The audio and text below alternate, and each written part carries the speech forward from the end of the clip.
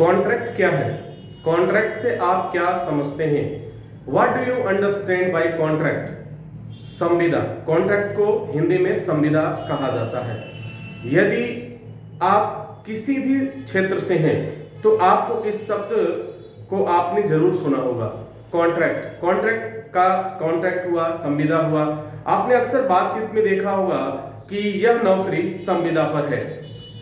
Even आप जब नौकरी पे जाते हैं तो आपका भी कॉन्ट्रैक्ट होता है।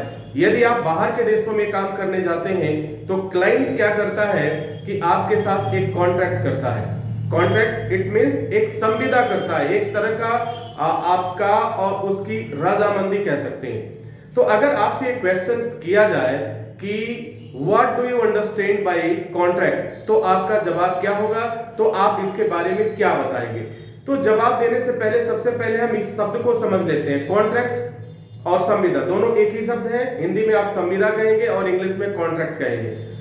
बगैर कंपनी एक्ट के अनुसार अगर कोई भी व्यक्ति किसी कंपनी के, चाहे वह प्राइवेट फर्म हो या गवर्नमेंट का फर्म हो, ज्वाइन करने से पहले, कार्य शुरू करने से पहले एक तरह का उनमें कॉन्ट्रैक्ट जरूर होता है।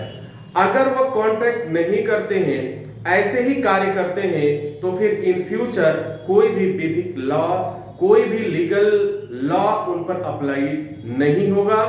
और अगर खुदा न खास्ता अगर कोई दिक्कत आती है तो फिर यह जो एक्टिविटीज है इसे क्रिमिनल एक्टिविटीज के अंतर्गत ट्रीट किया जाएगा। ओके, तो कॉन्ट्रैक्ट है क्या? तो कॉन्ट्रैक्ट को हम कह सकते हैं भारतीय संविदा अधिनियम की धारा 2 का सेक्शन ज ये कहता है, इस शब्द को परिभाषित करता है। क्या कहता है? इसके अनुसार, किसके? भारतीय संविदा अधिनियम धारा 2 भाग ज के अनुसार वह करार जो विधितः यानी नियमतः क्या हो? प्रवर्तनीय हो। प्रवर्तनीय का मतलब चेंजेबल हो, क्या कहलाएगा? संविदा कहलाएगा।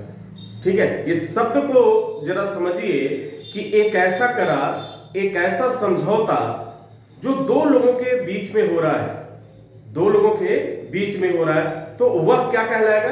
कॉन्ट्रैक्ट है। और यह कॉन्ट्रैक्ट प्रवर्तनीय होगा, इट मींस चेंजेबल होगा, इसमें बदलाव हो सकता है। यह क्या किसके अकॉर्डिंग है? यह भारतीय संविधान, भारतीय कॉन्ट्रैक्ट जो रूल है, कॉन्ट्रैक्ट एक्ट है, धारा 2 सेक्शन ज, इसके अंतर्गत यह डिफाइन किया गया। अब इस पे अलग अलग लोगों ने विचार रखा।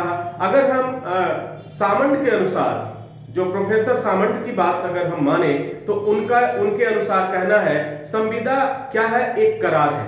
ठीक है, एक करार है जो दो पक्षों के बीच दायित्व का निर्वहन, दायित्व का सृजन करने के लिए उपयोग किया जाता है। ठीक है, अगर दूसरे एक्सपर्ट की मैं बात करूं तो पोलक और मुल्ला के अनुसार, अगर पोलक की बात करें और प्रोफेसर मुल्ला की बात करें तो ये क्या कहते हैं?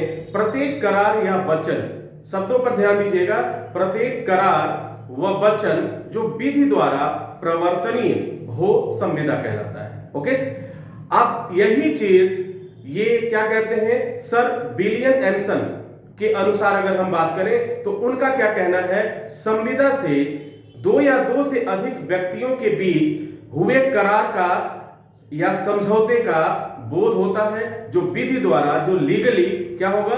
परिवर्तनीय होगा, चेंजेबल होगा। ठीक है, और भविष्य में इसमें क्या होगा? हमेशा दो पक्ष होते हैं, एक पक्ष first party and second party. संविदा तब तक वैध नहीं होगा जब तक दो पार्टी नहीं होगी। क्या होगा? संविदा तब तक वैध नहीं होगा जब तक दो पार्टी नहीं होगी, first party and second party. First party कौन? जो वो उसके साथ करार कर रहा है। जैसे सपोज करिए, मैं एक एग्जांपल बताता हूं। आप जो है सेफ्टी ऑफिसर के लिए या इलेक्ट्रिकल के लिए या किसी जॉब के लिए किसी कंपनी में आप दुबई जा रहे हैं। ठीक है, आप किसी सऊदी जा रहे हैं, तो क्या होगा कि क्लाइंट सबसे पहले सारी एक्टिविटीज देखता है, इंटरव्यू लेता है, उसे आप बहुत अच्छे लगे, वह सोच रहा है कि अब मुझे इस बंदे को लेके जाना है अपनी कंपनी में।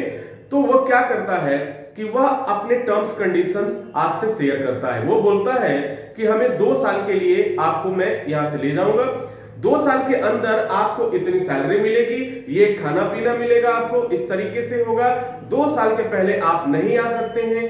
तो उसने अपना शर्त रखा और उस शर्त को अगर आप कहते हैं हाँ मुझे मंजूर है, तो क्या हो गया, वह एक पक्ष हो गया और एक पक्ष आप हो गए, तो ये 2 पक्ष हो गया। दोनों पक्षों के बीच का जो रजामंदी है, जो आपसी समझ है, जिसे लिखित किया जाता है, रिटेन इन फ्यूचर, ये क्यों किया जाता है, कंपनी एक्ट का ये रूल है, ये इसलिए किया जाता है कि इन फ्यूचर अगर कोई भी दिक्कत आती है, कहीं भी कोई प्रॉब्लम आती है, तो आप उस चीज को उसके अकॉर्डिंग आप ट्रीट कर सकते हो, और फिर अगर कुछ गलत हो रहा है तो वह उसे पनिशमेंट के लिए भी आप कार्रवाई करा सकते हो। ठीक है, तो ये जो कॉन्ट्रैक्ट है, contract is the most important for everyone. अगर आप कहीं भी जॉब के लिए जा रहे हैं, किसी भी तरह के प्राइवेट फर्म हो, मैंने शुरू में ही बोला प्राइवेट फर्म हो या गवर्नमेंट का फर्म हो, उसमें कॉन्ट्रैक्ट होगा ही होगा। उस कॉन्ट्रैक्ट के अकॉर्डिंग आप काम करते हैं, उसमें नियम और शर्तें लागू होता है। तो आई होप आप समझ गए। आपको इसमें क्या याद रखना है, अगर हम इंडिया की बात करें तो भारतीय संविदा अधिनियम, ठीक है, धारा 2 ज का सेक्शन ज क्या कहता है, 2 पक्षों के बीच एक ऐसा करार जो एक दूसरे की रजामंदी को देखते हुए एक दूसरे को विश्वास दिलाते हैं, उसे हम क्या कहते हैं, ये कॉन्ट्रैक्ट हो गया। ये हमारा उनके बीच का कॉन्ट्रैक्ट हो गया। और इस कॉन्ट्रैक्ट में मैंने क्या बोला कि 2 पक्षों का होना जरूरी है। जब तक 2 पक्ष नहीं होंगे तब तक कॉन्ट्रैक्ट नहीं होगा। और दूसरा एक शब्द है, यह प्रवर्तनीय होगा। क्या होगा, प्रवर्तनीय होगा। इट मींस यह परमानेंट नहीं होगा। तो कॉन्ट्रैक्ट आप समझ गए। कॉन्ट्रैक्ट क्या है, एक रूल है, एक एक्ट है, जिसके अंतर्गत जिसके कुछ नियम्स हैं, कुछ सीमा है, कुछ दायरे हैं, इसके अंतर्गत ही चाहे वो कंपनी हो, चाहे कोई भी व्यक्ति हो, वह अगर इंडिया में है तो सब पे यह अप्लाई होता है। पहले जम्मू और कश्मीर में ये चीजें अप्लाई नहीं हुआ करती थी, लेकिन अब फिलहाल ये अब वहां भी अप्लाई होगा। तो आई होप कि कॉन्ट्रैक्ट का मतलब आप समझ गए होंगे, संविदा का मतलब समझ गए होंगे। इसी के साथ इजाजत चाहते हैं, नेक्स्ट वीडियो में पुनः हाजिर होते हैं। तब तक के लिए wish you all the best. Thank you for watching, thank you for learning.